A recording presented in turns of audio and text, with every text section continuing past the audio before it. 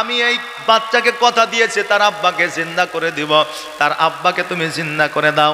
মুসা সলে জঙ্গি বলতেছে, বেটারে একজন মুর্দাকে কেমন করে জিন্দা করা যায়? আমার আল্লাহ একমাত্র পারে, দ্বিতীয় কেউ পারে না।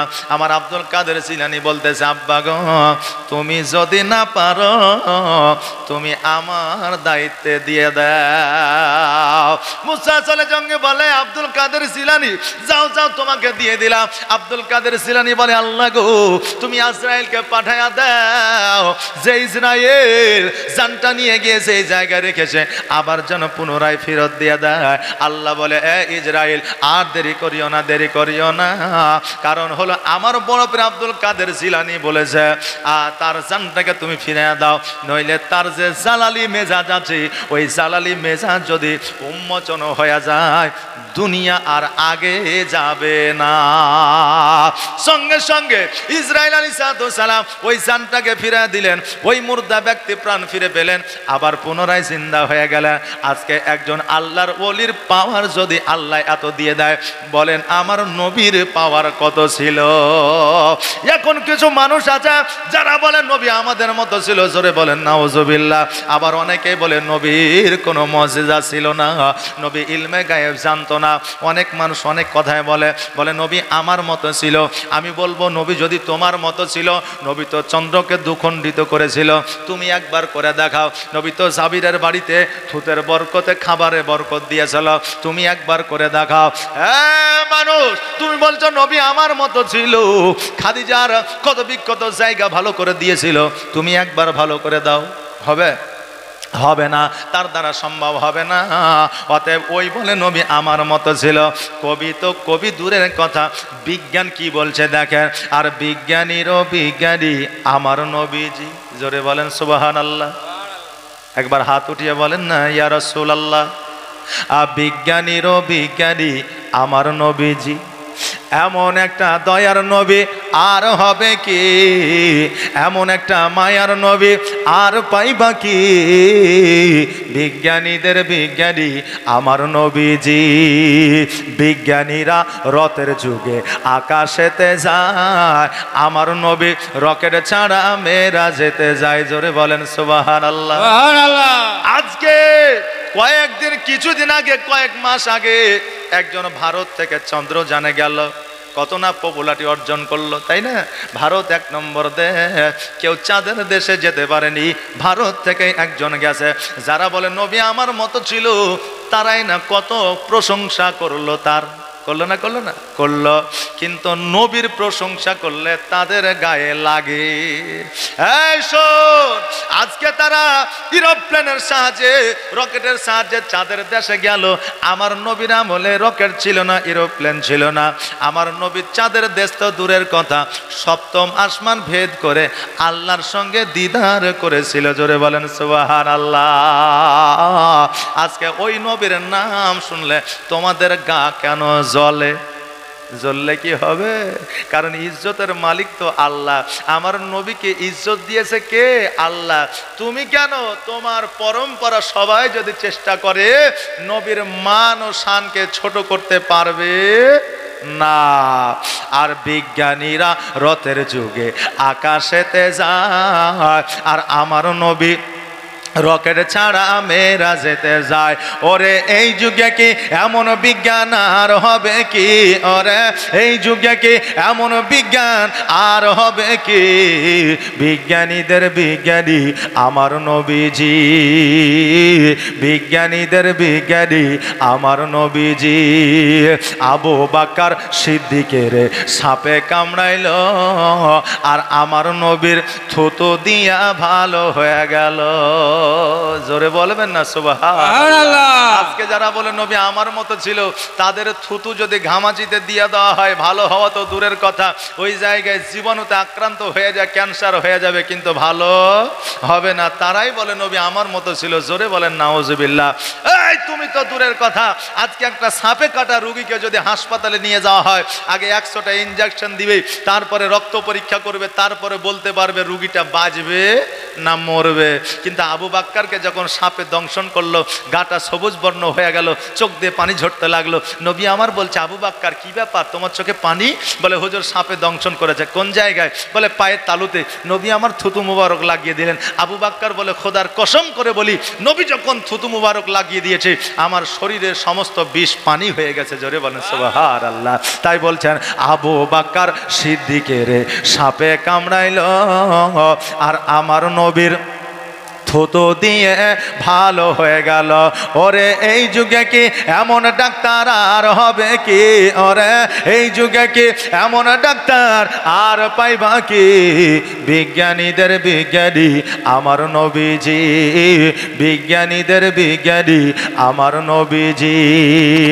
আগের যুগের মানুষের অসুখ কম হতো, আর আমার নবীর কাছে আসলে ভালো হয়ে যেত।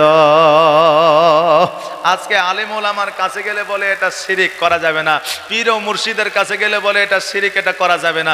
আচ্ছা, আমার নবীর কাছে আসলে রোগ ভালো হয়ে যেত, তো নবী কি আমার প্যারাসিটামল, ওএমএসডি, ক্যালপল এগুলো কিছু দিত নাকি?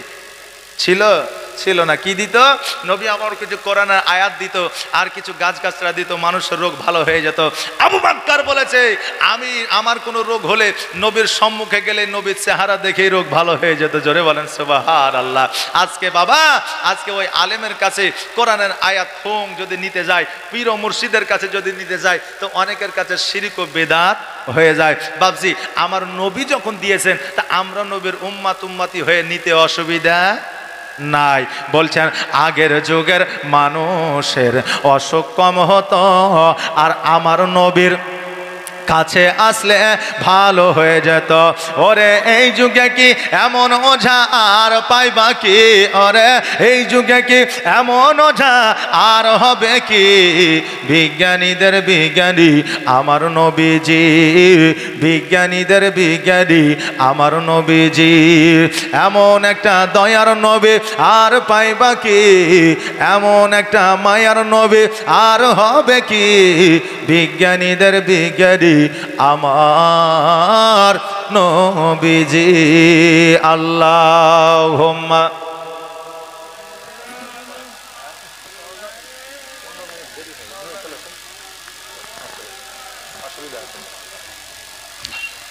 ওয়ালা আলে সাইয়্যিদিনা মাওলানা মুহাম্মদ। আমার বড় পীর আব্দুল কাদের জিলানী ও গিলানী রহমাতুল্লাহ আলাইহি ওই সময় ওই বান্দাকে আপনার চিন্তা করে দিল। শুধু এটাই নয় রে বাবা, এটাই নয়, ওখান থেকে যখন বাড়িতে আসলো, ওনার আব্বা ইহ জগৎ ছেড়ে পর জগৎ গমন করলো।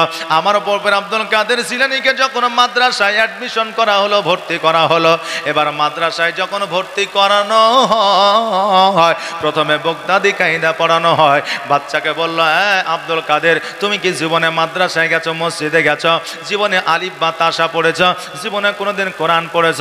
বলে না না না, জীবনে মক্তবে যাই নাই, মাদ্রাসায় যাই নয়, জীবনে কোনো জায়গায় যাই না। হুজুর গো, এই প্রথম আমি মাদ্রাসায় আইলাম। বলে আব্দুল কাদের জিলানী, প্রথম যখন মাদ্রাসায় এসেছ, তবে বগদাদি কায়দাটা নিয়ে এসো, তোমাকে একটু পড়াইয়া দি। বগদাদি কায়দা বুঝে? জি, বগদাদি কায়দা আলিফ বা তাসা যেটাতে লেখা থাকে, অনেকে বগদাদি কায়দাকে মনে করে বুখারীর চাইতেও বড়, কারণ বগদাদি কায়দা তো চিনে না, বুঝলেন না? এখন বাংলা বর্ণ পরিচয় যদি বলা যায়, বিদ্যাসাগরে নিয়ে চলে আসবে, আর বগদাদি কায়দা বললে হালাদে কিছুই জানে না, কিন্তু ওটাও আরবি বর্ণ পরিচয়। আমার বড় পীর আব্দুল কাদের জিলানী ও গিলানী রহমাতুল্লাহ আলাইহি বগদাদি কায়দা নিয়ে আসলেন। নিয়ে আসার পরে শিক্ষকের সামনে বসেছে। ওই শিক্ষক ওবাইদুল্লাহ রহমাতুল্লাহ আলাইহি বলে, এ বাচ্চা বলো আলিফ। আমার বড় পীর আব্দুল কাদের জিলানী বলে বা। শিক্ষক বলে বলো তা। আমার আব্দুল কাদের জিলানী বলে সা। জোরে বলুন সুবহানাল্লাহ। এখন আপনার বাচ্চাকে শিক্ষকের কাছে পড়াইতে দিয়েছেন, এখন শিক্ষক যদি বলো এ, আপনার বাচ্চা যদি বলে বি, বলো সি তো বলছে ডি, বলে ওয়া তো বলছে আ, তখন মাস্টার বলবে কিনা যে তুই কি আমার চাইতে বেশি জানিস? বলবে না বলবে না? শিক্ষক ওবায়দুল্লাহ বলতেছে আমি আলিফ বললে তুমি বা বলো, আমি তা বললে তুমি সা বলো। বলো বলো, তুমি তো বলছো মাদ্রাসায় যাও না, মক্তবে যাও না, আর আজকে তুমি আমার চাইতে আগে আগে বলতেছো, কারণটা কি? আমার আব্দুল কাদের জিলানী বলতেছে হুজুর গো, আপনি আলিফ বললে আমার অটোমেটিক বা বেরিয়ে যায়, আপনি বা বললে আমার অটোমেটিক তা বেরিয়ে যায়, আপনি তা বললে আমার অটোমেটিক সা বেরিয়ে যায়। শিক্ষক ওবায়দুল্লাহ বলল তবে কি তুমি পড়তে পারবা? মনে হচ্ছে পারবো। বলে তবে তাহলে পড়ো। যেমন এই কথা বলেছে অমনি যেন পড়া শুরু করেছে। আলহামদুলিল্লাহি রাব্বিল আলামিন আর রহমানির রহিম মালিকি ইয়াউমিদ্দিন ইয়্যাকা না'বুদু ওয়া ইয়্যাকা নাস্তাঈন ইহদিনাস সিরাতাল মুস্তাকিম সিরাতাল লাযিনা আন'আমতা আলাইহিম গায়রিল মাগদুবি আলাইহিম ওয়ালাদ-দাল্লিন। আমিন। বিসমিল্লাহির রহমানির রহিম। আলিফ লাম মিম যালিকাল কিতাবু লা রাইবা ফি হুদাল লিল মুত্তাকিন। এইভাবে পড়তে পড়তে পড়তে পড়তে 1 পারা 2 পারা 3 পারা 4 পারা 5 পারা 6 পারা 7 পারা 8 পারা 9 পারা 10 পারা এইভাবে পড়তে পড়তে 19 পারা মুখস্থ শোনায়া দিয়াছে। আল্লাহর সেরা সংবিধান 30 পারার যে কোরআন আমল করে যে ইনসান সে হয় কামিলে ঈমান। মা কোরআন পড়ে সব সময়, মায়ের বুক ভিজে যায় কান্নায়, গর্ভেতে 10 মাসেতে চুপি চুপি কোরআন শুনে যায়। কি কোরআনের তাসির, কি কোরআনের তাসির মোর আব্দুল কাদের, আর গর্ভেতে হাফেজ 19 পারার। ঘুমিয়ে যারে লাল আমার কি শোনায় তোকে দেবার। এ ফাতেমা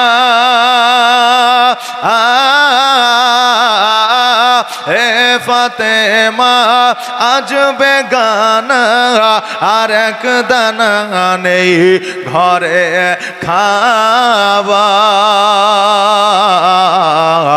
ঘুমিয়ে যারে লাল আমার কি শোনায় তোকে দেবার। আল্লাহুম্মা সাল্লি সাইয়্যিদিনা মাওলানা মুহাম্মদ ওয়া আলা আলি সাইয়্যিদিনা মাওলানা মুহাম্মদ। আমার বড় পীর আব্দুল কাদের জিলানী ও গিলানী রহমাতুল্লাহ আলাইহি যখন 19 পারা শোনায় দিলেন, শিক্ষক ওবায়দুল্লাহ বললে শোনো রে, আজকে তুমি মসজিদে যাও নাই, মাদ্রাসায় যাও নাই, মক্তবে যাও নাই, তবে তুমি 19 পারা কেমন করে শোনায় দিলা? আমার বড় পীর আব্দুল কাদের জিলানী বলতেছে ও শোনো রে, আজকে মানুষ সন্তান মায়ের গর্ভে থাকে 10 মাস 10 দিন, কেউ 8 মাস থাকে, কিন্তু আমি 14 মাস পর্যন্ত ছিলাম। আর এই 14 মাসে মায়ের গর্ভে বসে বসে মায়ের কোরআন তেলাওয়াত শুনেছিলাম, আর মায়ের কোরআন তেলাওয়াত শুনে শুনে আমি 19 পারার হাফেজ হয়ে গেছি। জোরে বলেন সুবহানাল্লাহ। আল্লাহুম্মা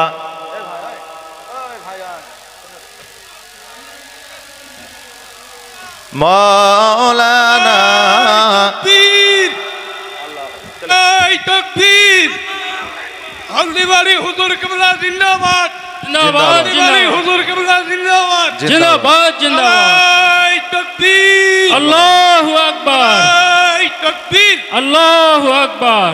তাকবীর।